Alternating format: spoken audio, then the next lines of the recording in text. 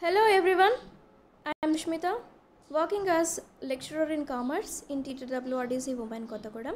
Today I would like to explain the topic of classification of cost from cost accounting subject. Before going to discuss about this classification of cost, I would like to explain what is cost first. Cost is an amount which is required to be expended in order to produce a particular product or a service. In a manufacturing organization, so many costs will be incurred or so many expenses will be incurred in order to produce a particular product. Those are all expenses combinedly called as cost of that particular products. Okay, so these costs will be classified in several types in order to record and in order to take good decisions by the management. So let us see what are those classifications. So ways of classification of cost on the basis of their common characteristics are, okay, so here the costs are divided into 7 types on the basis of their common characteristics. So in that, first one is by nature or element, second is by functions, third is by identifiability, fourth one is by variability, fifth is by controllability, sixth one is by normality, and seventh one is other type of cost. Okay, let's see what are the cost on the basis of nature or element. See, on the basis of nature or element, costs are divided into 3 types. One is material cost, second one is labor cost, third one is expenses. So let's see what is a material cost. Material cost, cost of materials used for the manufacture of a product, a particular work order, or provision of a service. So in a manufacturing organization, so many raw material will be used in order to produce a particular product.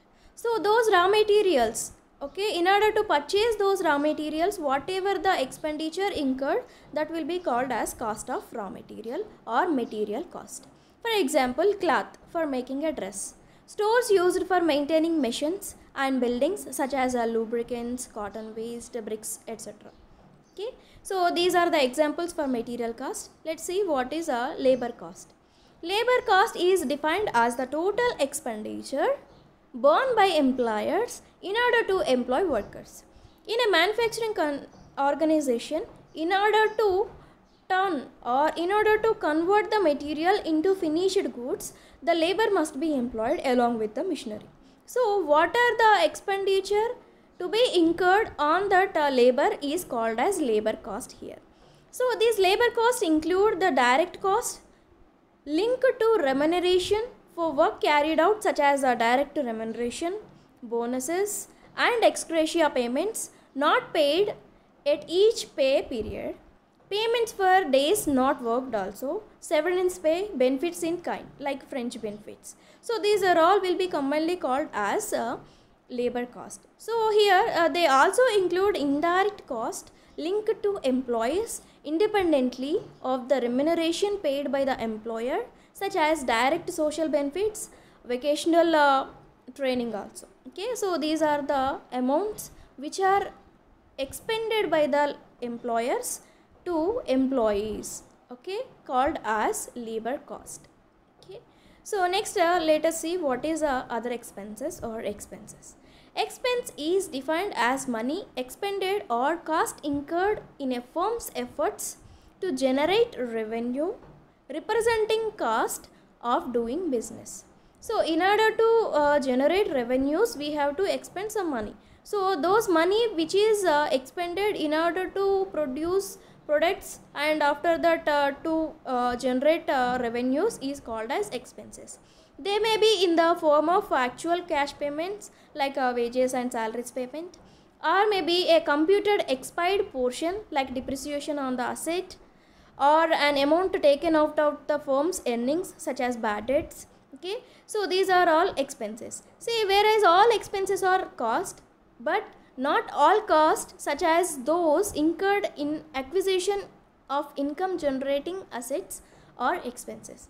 See, all the expenses will be costs, but not all the costs are expenses. That is the thing here. Let's see what is the next type. See, on the basis of functions, costs are divided into 9 types. One is production cost, second one is selling cost, third one is distribution cost, administrative cost, research cost, development cost, pre-production cost, conversion cost, and production cost or product cost. Let's see what is a production cost first. The cost of a sequence of operations which begins with supplying materials, labor and services and ends with the primary packing of the product. Say the production or the manufacturing will be in a sequence or in the process. So from purchase of raw material, it will be ended with the final packing of a product, okay, finished product packing.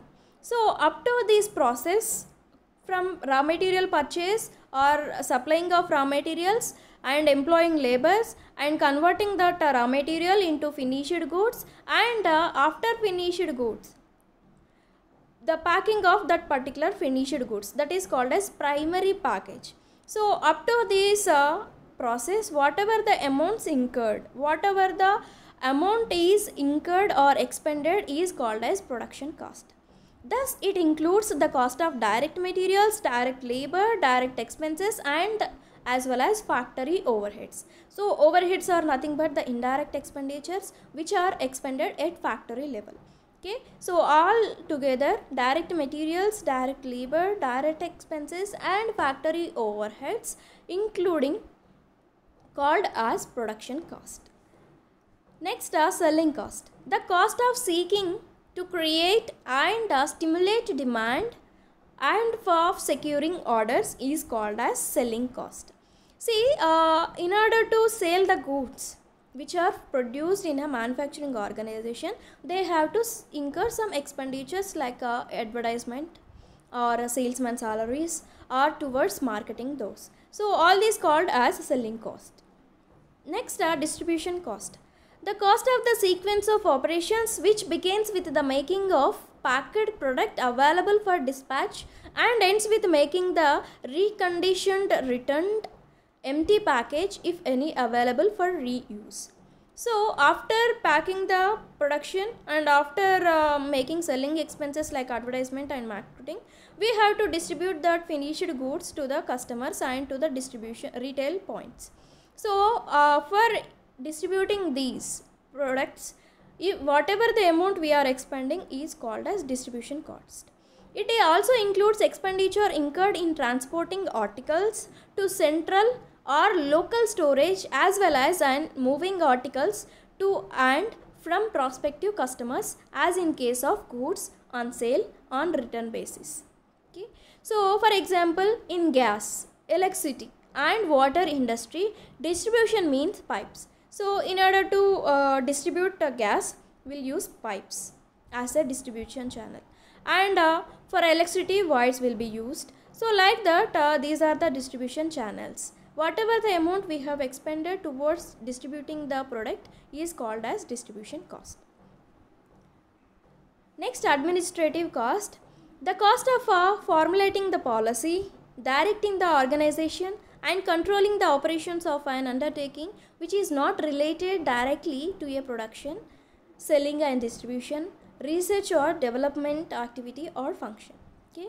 So administration is nothing but taking the policies or taking decisions. So there will be a management. So the management, whichever the persons who are there, okay, so to take decisions, they will be given some salaries, and in order to formulate the policies or plans, some amount is to be expended. Whatever the amount is taken or expended to formulate these policies and to implement, means to direct those policies in implementation is called as administrative cost. Next, research cost. So in every organization or mainly in a manufacturing organization, we can find a SL, that is for the research. Okay. The cost of researching for new or improved cost, new applications of materials or improved methods are called as research cost. So we can do a research on a new product or the existing product also to improve that product quality or maybe in the form of quantity. So whatever the cost we have expended towards researching for a product which is existed or a new product is called as research cost. Next, development cost.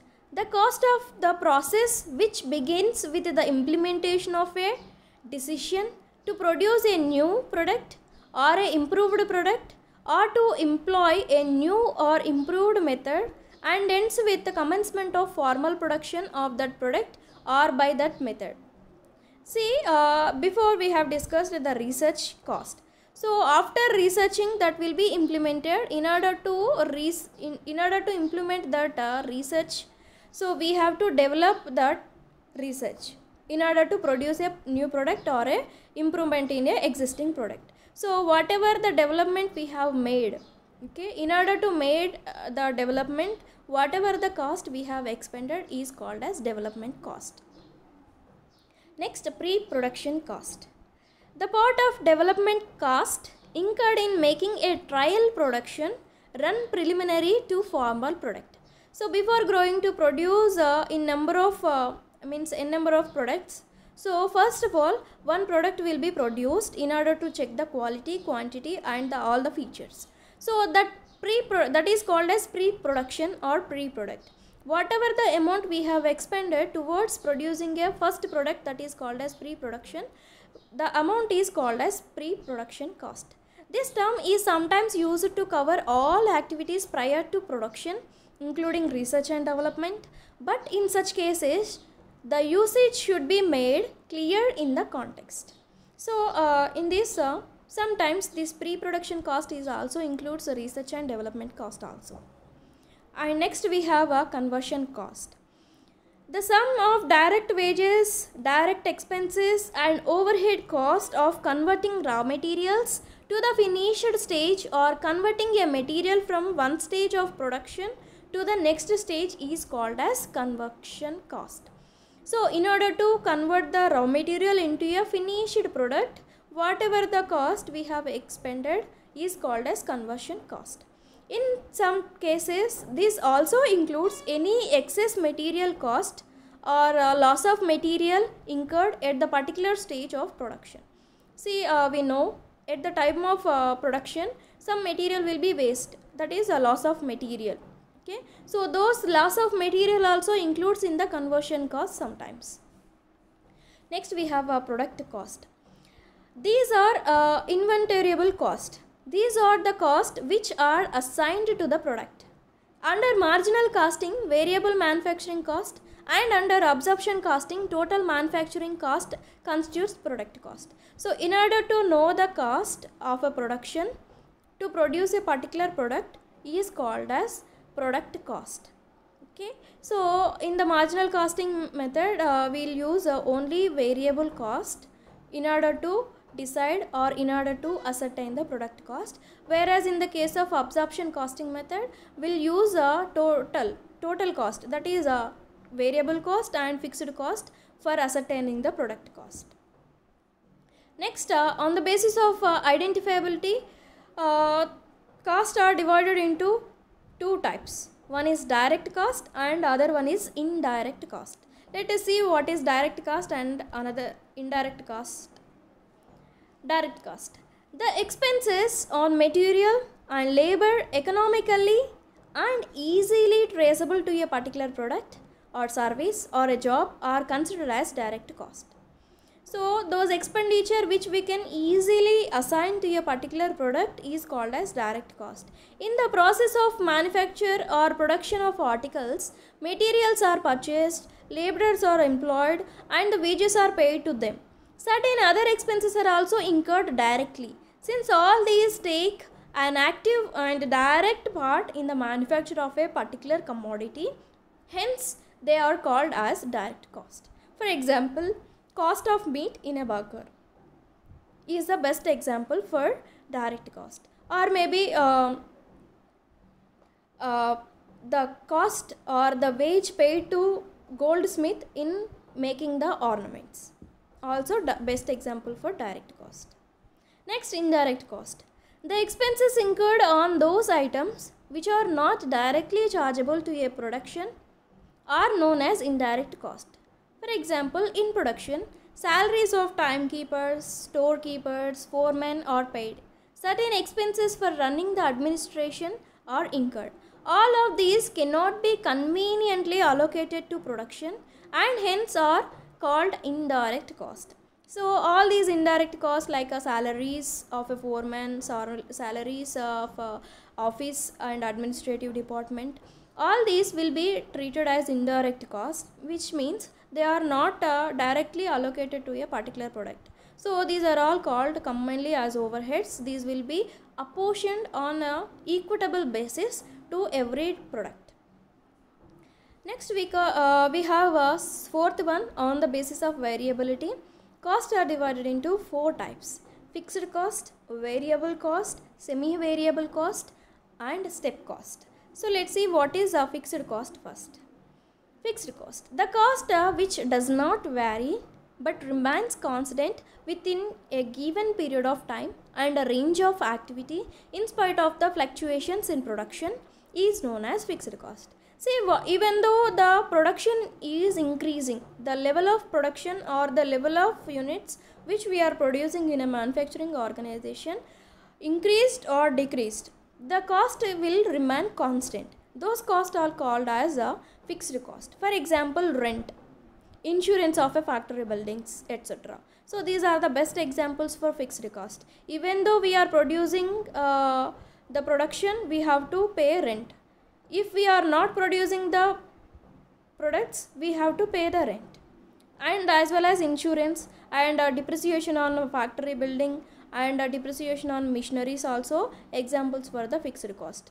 So these will remain constant at all the levels of production. Even though production changes, this won't be changed. So if we observe the curve of fixed cost in this graph, see on x-axis we have taken production in units, and on the y-axis we have taken cost in rupees. So on for producing 1000 units, we have to expend 1000 rupees. Even though the production increases to 2000 units or 3000 units or 4000 or maybe to the extent, okay, so the cost is remained constant up to 1000 rupees only. So this is the best example for fixed cost is rent, and this is the curve which will be parallel to the x-axis. Next we have variable cost. So the name only suggests it varies. These costs tend to vary with the volume of output. So when the production increases, the variable cost will increase. If the production decreases, the cost will decrease. So these costs will be called as variable cost. Any increase in the volume of production results in an increase in the variable cost and vice versa. For example, cost of material, cost of labor, etc. If we are producing 1000 units, if we need 1000 tons of material, if we have to produce more number of products, we have to purchase more material.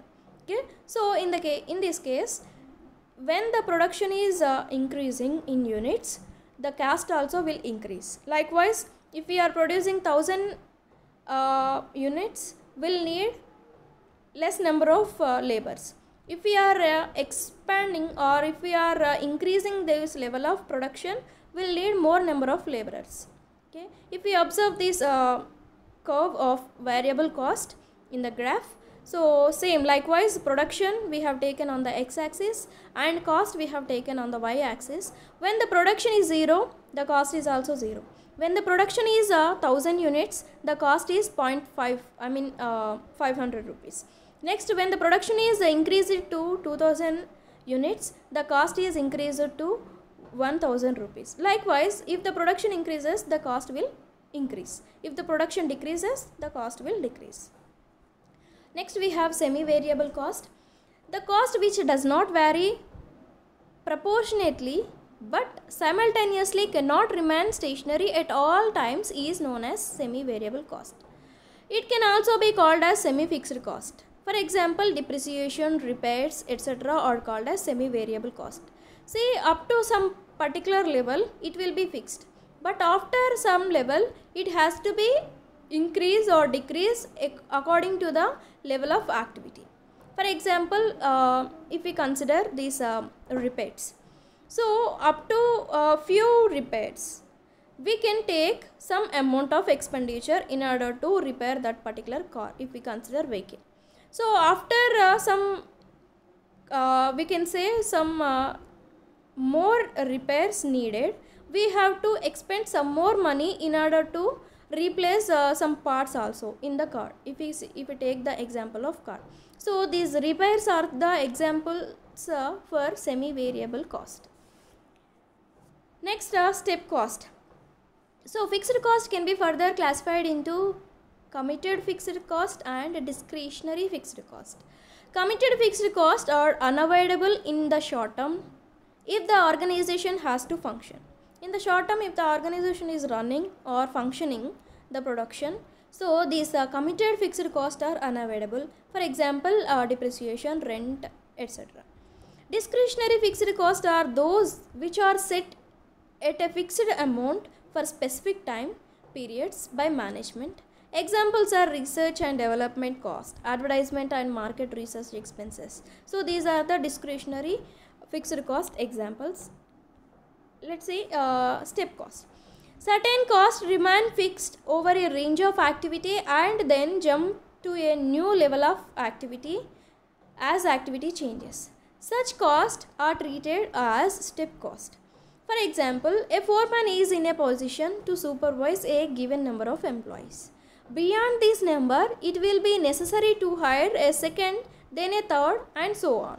As the number of workers or employees are increasing, we have to employ a foreman, and afterwards we have to increase the number of foremans also in order to supervise the number of employees who are increased. Okay, so if we observe the curve of step cost, so on the x-axis we have taken production, and on the y-axis we have taken cost in rupees. See, if we observe this cost up to from 1 to second or 2000 units of level of activity, the cost is same. Okay, for example, if we take a go down, okay, so the rent of go down is the best example for step cost.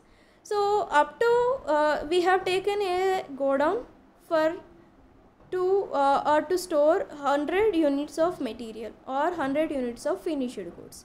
So after storing 100 units, we need to take another go down for rent to store another 100 of materials or finished goods. Likewise, so in the next go down which we have taken next or second, we can store another 100 units of material, and afterwards up to that 100 storages, 200 storage will need to expand that rent only.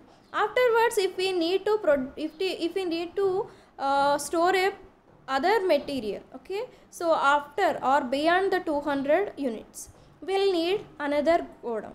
So for that another go down, we have to expend another rent. So likewise, if we observe this curve of step, okay, it will look like steps. So that's the reason why it is called as step cost. Next we have the fifth classification on the basis of controllability. On the basis of controllability, costs are divided into two types. One is controllable cost and another one is uncontrollable cost. So let's see what is a controllable cost. These are the costs which can be influenced by the action of a specified member of an undertaking.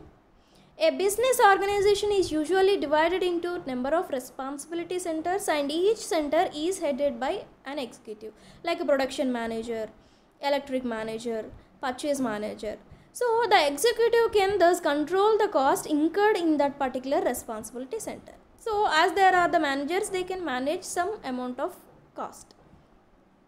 Next, uncontrollable cost. Cost which cannot be influenced by the action of a specified member of an undertaking is known as uncontrollable cost. For example, expenditure incurred by the tool room is controllable by the foreman in charge of that particular section. But the share of the tool room expenditure which is apportioned to a machine shop is not to be controlled by the machine shop foreman. So that is the best example for uncontrollable cost. Next, we have on the basis of normality, costs are divided into two types. One is normal cost and the second one is abnormal cost. So, normal cost, let's see what is a normal cost. It is the cost which is normally incurred at a given level of output under the conditions in which that level of output is normally attained. So, where there are any abnormal issues, when the production is going on in a smooth way, whatever the cost we have to incur, all called as normal cost. Next, the abnormal cost. It is the cost which is not normally incurred at a given level of output in the conditions in which that level of output is normally attained. For example, in the case of if we take an RTC strike. So, at the time of RTC strike, we have to expend. We have expended more money towards taking the tickets. So, as we have expended, the RTC also has expended more money for the wages or maybe for the salaries to employ other people outside the RTC union. So, that is at the time of abnormal situations. So, whatever the cost we are incurring extra are called as abnormal cost. So, these costs are charged to costing, profit and loss account. And the seventh and final one, other cost. On the basis of other things, the costs are divided into these types. One is the product cost or period cost, decision making cost, accounting cost, relevant and irrelevant cost, shutdown and sunk cost, avoidable or escapable and unavoidable or inescapable cost, imputed or hypothetical cost, differential, incremental or decremental cost, out of pockets cost, opportunity cost, traceable cost or untraceable cost, joint cost and common cost. Let's see one after one. First, product cost. Cost which became part of the cost of a product rather than an expense of the period in which they are incurred are called as product cost.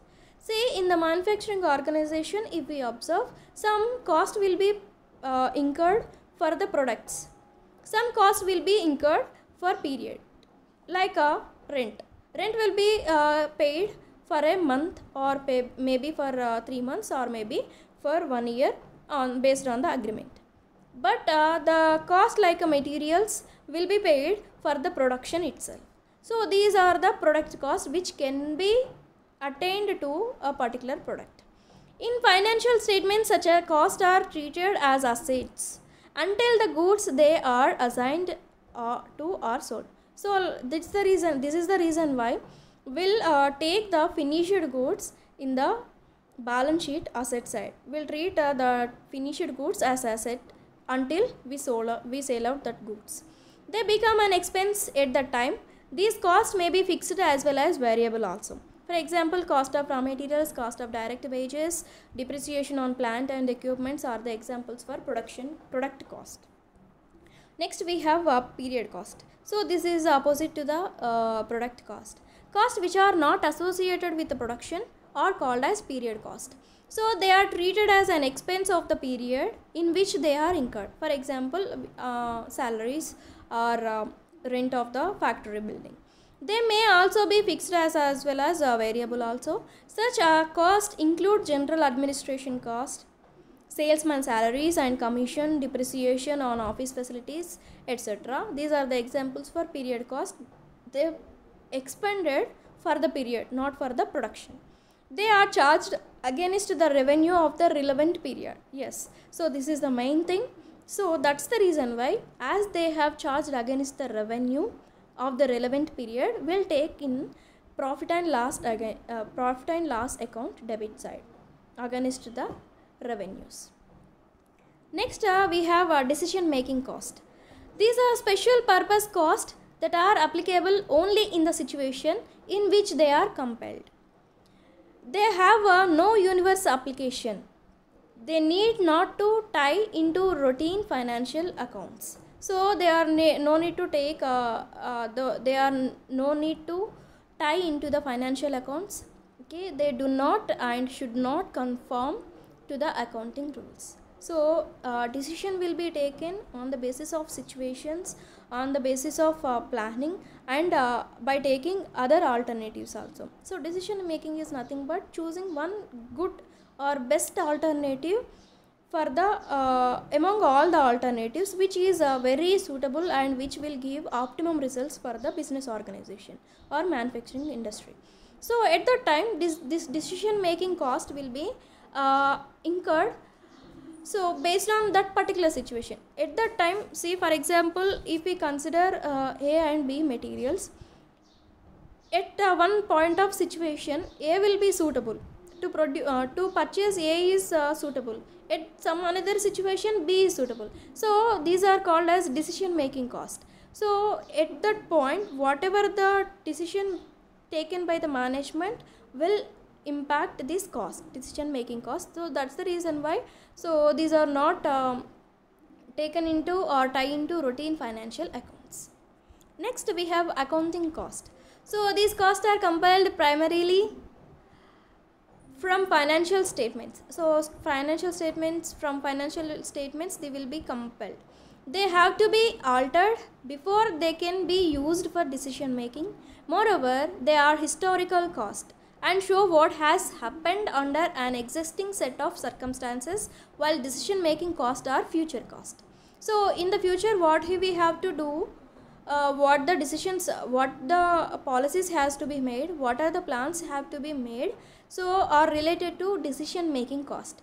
But accounting costs are nothing but, so in order to record the transactions which are already happened, will be taken as accounting cost. Okay, for example, accounting cost may also may show the cost of the product when the operations are manual, while decision making cost might be calculated to show the cost when the operations are mechanized. So these are the examples for accounting cost. Next we have relevant and irrelevant cost. So relevant costs are those costs which would be changed by the managerial decisions, while irrelevant costs are those which would not be affected by any decisions. So for example, if we see example, we can understand it easily. If a manufacturer is considering closing down of an unprofitable retail sales shop, see usually when the sales shop or the retail sales shop is not giving the profits to us, will definitely go to the shutdown of that particular sales shop. So at the time, if the manufacturer is considering to close down that particular unprofitable retail shop, so wages payable to the workers of the shop are relevant in this connection. So if the shop is closed, we need not to pay the salaries to the particular employees who are working in this retail shop, since they will disappear on closing down of the shop.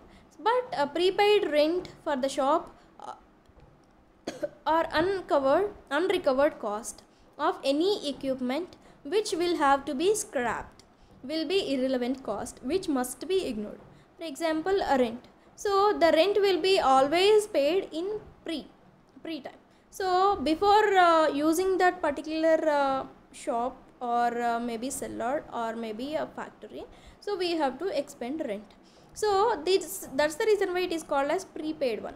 So the prepaid rent can't be changed according to the change of or according to the decision made to shut down that particular retail shop. Okay, so this is irrelevant cost. Next, shutdown cost. A manufacturer or an organization rendering service may have to suspend its operations for a period on account of some temporary difficulties, such as a shortage of raw materials, non-availability of labor, etc. During this period, though no work is done yet, certain fixed costs such as rent and insurance of buildings, depreciation on machineries, etc. will be paid. So those costs are called as a shutdown cost. For the entire plant will have to be incurred. So such cost of the idle plant are known as shutdown cost. Okay, even though the production is not at all going on, we have to expend these costs like a rent and depreciation and insurance on buildings of factory. So these called as shutdown cost. Next we have sunk cost. These are costs which have been created by a decision that was made in the past that cannot be changed by any decision that will be made in the future. So the decision which have taken in the past cannot be changed in the future. So the decision, for taking the decision, some cost will be incurred. That cost won't be changed by any decision which have made in the future. For example, investment in plant and machinery are prime examples of such cost. Since sunk cost cannot be altered by later decisions, they are irrelevant for decision making. So the costs are already incurred and they cannot be changed by any future decision. They are irrelevant for the future decision making. Next we have avoidable and unavoidable cost. So let's see avoidable cost first. Avoidable costs are those which will be eliminated if a segment of the business with which they are directly related is discontinued. And unavoidable costs are those which will not be eliminated with the segment. So for example, if the segment is eliminated, okay, so if the costs are, if we say for example, in case of a product is discontinued, salary of the factory manager or factory rent cannot be eliminated. Even though production is discontinued, we have to pay the salary of a factory manager and the rent for the factory building. So these are unavoidable. So it will simply mean that certain other products will have to be absorb a higher amount of such overheads.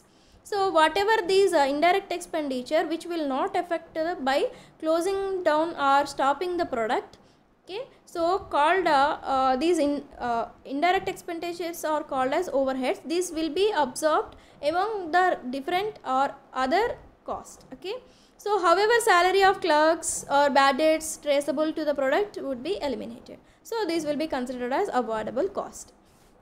Next we have imputed or hypothetical cost. These are costs which do not involve any cash outlay. So we need not to pay any cash directly. They are not included in cost accounts but are important for taking into consideration while making management decisions. So when the management has to take decisions, it will not only take the quantitative information or the quantitative data from the accounts of books. It also take the qualitative information which is important to take into consideration. For example, interest on internally gathered funds, salaries of the proprietor or partner of a partnership firm, rented value of company's own property. So these are the examples for imputed or hypothetical cost.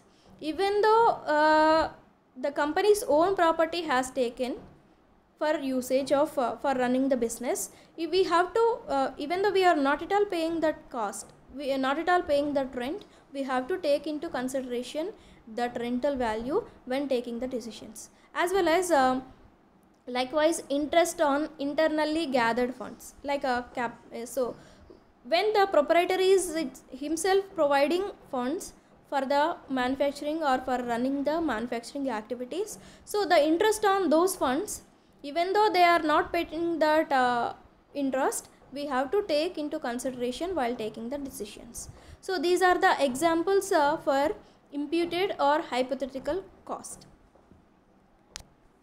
Next we have differential cost. The difference in total cost between two alternatives is termed as a differential cost. In case the choice of an alternative results in increase in total cost, such increase in cost is known as incremental cost. In case the choice result in decrease of total cost, such decrease in total cost is termed as decremental cost. While assessing the profitability of a proposed change, the incremental costs are matched with incremental revenue and vice versa. So when the costs are increasing, so according to those increase of cost, the revenues also will be increased. Yes sir. So these will be compared. Okay. So the proposed change is taken only when it is profitable.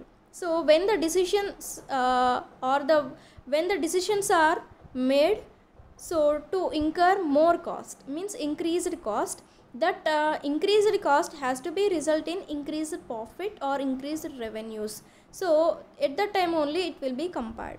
Okay, for example, we have to produce a product. For example, we are making, let us assume we are making tea. Okay, so to make tea we can use Gemini tea powder and as well as Red Label tea powder also. So if we purchase Red Label tea powder instead of Gemini tea powder, we can save some money. For example, let us assume 2 rupees. So this 2 rupees is the decremental cost. If we are taking, or if we are choosing Gemini tea powder instead of Red Label, we have to expend 2 rupees more. So that is incremental cost. So whatever the decision we have taken, which is resulted in increment of cost, so that will reflect in incrementing of revenues. Okay, if we not incrementing the revenues, it will be no use. So when the management is going to take decisions, it will take the decision by taking all the considerations, means the benefits from that particular alternative choosing. Next we have out of pocket cost. This means the present or future cash expenditure regarding a certain decision which varies depending upon the nature of decision made. So for example, a company has its own trucks for transporting raw materials and finished products from one place to another place. It seeks to replace these trucks by employment of public carrier of goods. So when it is employed for public carrier of goods, they'll receive some money for transporting those. So at that time the money which we are receiving, okay, will be compared here.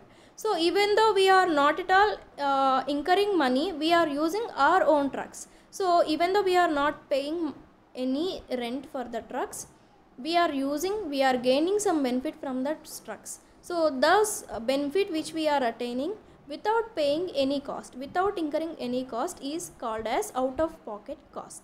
Okay, so while taking the decisions, the management will consider this out of pocket cost also.